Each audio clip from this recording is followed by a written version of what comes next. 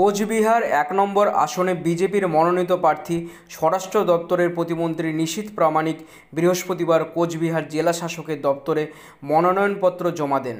সঙ্গে উপস্থিত ছিলেন বিধায়ক বরেনচন্দ্র বর্মন ও সুকুমার রায় সহ অন্যান্য নেতৃবৃন্দরা। কোচবিহার থেকে আবির সিংয়ের রিপোর্ট, খবরের দর্পণ।